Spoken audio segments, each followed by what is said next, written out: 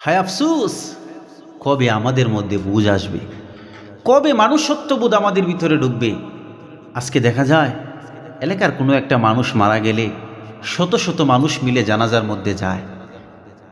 জানাজায় যাওয়ার সময়ও দুনিয়াবি কথাবার্তা নিয়ে ব্যস্ত, কত ধরনের রং বেরঙ্গের কথা নিয়ে ব্যস্ত। জানাজার নামাজ হওয়ার আগে 5-7 মিনিট সময় লেট হয়, এখানেও রং বেরঙ্গের কথা আলোচনা নিয়ে ব্যস্ত।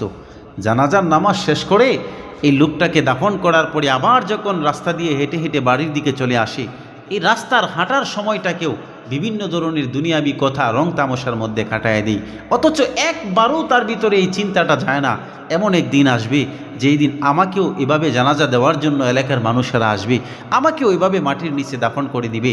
এই চিন্তাটা যদি কোনো মানুষের ভিতরে বিন্দু পরিমাণও থাকে, তাহলে সে কমপক্ষে কোনো লাশের জানাজা পড়তে গিয়া, কোনো ব্যক্তিকে কবর দিতে গিয়া এবং আসতে গিয়া রাস্তার মধ্যে দুনিয়াবি কথা বলতে পারে না। হযরত উসমান রাদিয়াল্লাহু তাআলা আনহু, উনি জানাজা নয়, লাশ নয়, বরং পুরাতন কবর দেখার পরেও এত বেশি কান্না করতেন যে ওনার চোখের পানি দিয়ে ওনার দাড়ি মোবারক পর্যন্ত ভিজিয়ে যাইত।